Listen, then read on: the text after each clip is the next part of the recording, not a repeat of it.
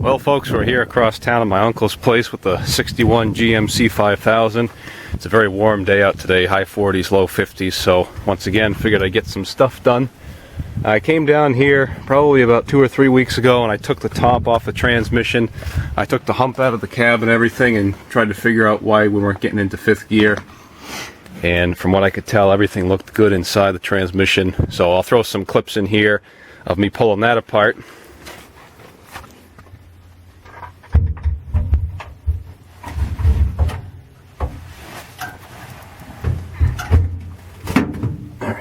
There's that. Here's what I found. Hopefully everything will show up here. I figured it out. We have first gear here, first, second, third, fourth, fifth, obviously enough. And first gear does not have any synchros, so you can see that it's all ground on the edge of the gear, along with, there's another gear down there. I'm not sure what it is. It might be the reverse gear, and the edges of that are ground also.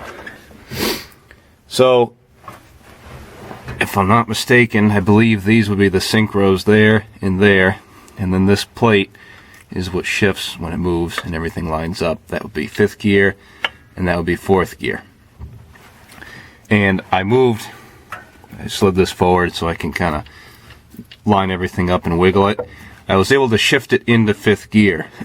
So I'm really not sure what's going on here, because the forks, nothing's bent, nothing's broken, everything looks good, which I thought was kind of odd for not getting into 5th gear. So I'm really not sure what's going on. I'm kind of stumped actually. I'm going to have to give it some thought and look over it, but I'm going to get the surface cleaned up where the gasket sits. I'm going to have to cut a new gasket for it because that one's actually ripped. I'm probably going to pull the shifter out of this top cover and clean the cover up some and whatnot, but aside from that, I really can't see why it shouldn't be going into 5th gear unless something was, you know, the forks were hitting on the inside here or something, or somebody pulled this cover off and they didn't put it in the right way the second time, which is really all I could think of. So anyways, I guess I'll just start to clean this stuff up and see what happens from there. So today I got my oil filter. I got my 10 quarts of oil that this thing takes. So we're going to be filling it up with some oil. I brought a battery with me today, and we're going to try to fire this thing up, let it run for a little bit, little midwinter startup. And depending if I feel like shoveling out this pile of snow in front of it, we might take it just up and down the little street and around the circle here. Just give it a little bit of exercise. So anyways, I got the oil, start getting that in there, get the filter back on, and we can put the battery in it and see if she'll fire up. Alright, I got my engine oil in and my battery in. The battery that's in it isn't that great, so hopefully it'll crank enough to start this thing up. Now I made it all the way across town and I forgot to bring the key for this thing, and luckily enough, being it's old enough, I'm going to try to hot wire it, and they were nice enough to label the back of the key switch so I know what everything is. So we're going to give this a shot and hopefully it works, which I don't see why it wouldn't. I don't have a lot to play with for the plug for slack, but I got battery.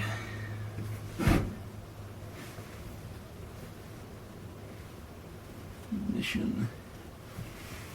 Alright. And per request of Gearhead on YouTube, he wanted to know what the startup sequence was for this truck from the inside of the cab. And aside from the key switch not being there, obviously enough, it's old enough, it has a carburetor and an accelerator pump, so I don't know if it's got anything left in the carburetor, but usually you pump that a few times. And you get your choke. I'll pull that all the way out. I'm in neutral. Push in the clutch. And then try to jump this plug. Solenoid ignition. And hopefully it'll crank. And luckily, if we're lucky enough, it'll start.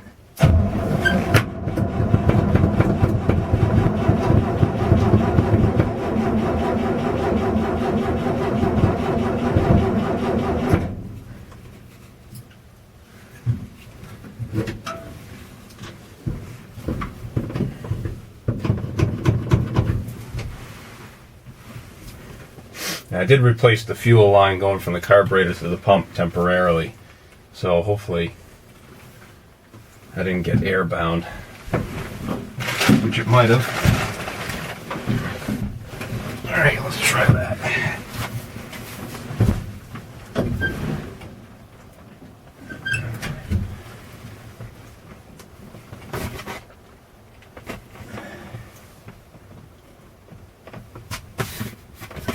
Where are we here? Ignition.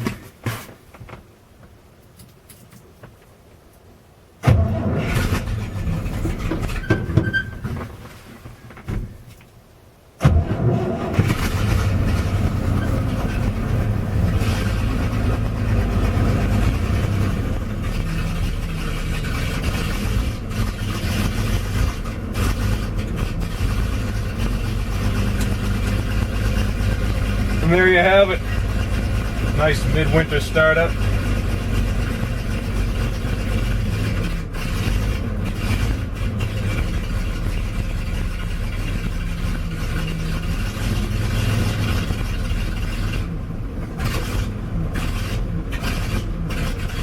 little rough, but been sitting for 3 or 4 months, only about 3 months.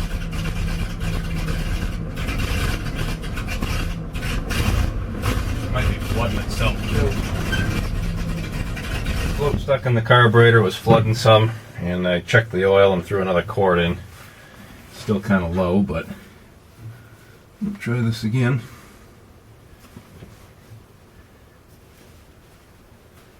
Providing that my wires stay in the plug.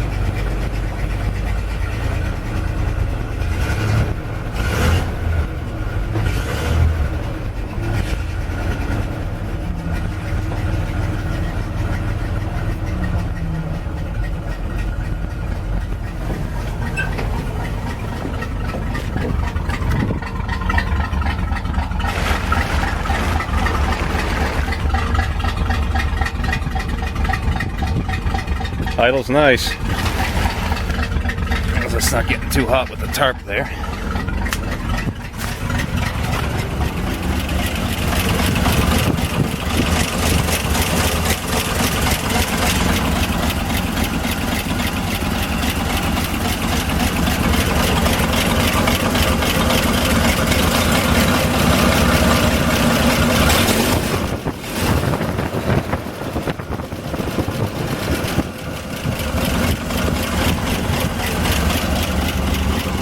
So if I'm not mistaken, I had a tachometer on it at the end of last year, and I think I set the idle for around 400, which was the recommended idle for the engine in the specs.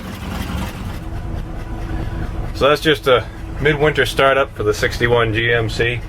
Still have a bunch to do on it come springtime, but be waiting for the warmer months and no more snow on the ground and walking through mud and everything. So just figured I'd get this done so I have that many less problems come springtime when it comes time to fire it up.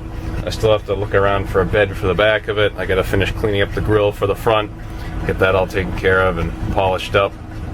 And like I said, I also got a door for the side of it which was installed. Fit really nice, worked out great. I still have to find a door panel for this side over here, and along with that put my other West Coast mirror on the passenger side. So, but aside from that, that's pretty much all for now until come springtime. So there you have it, folks.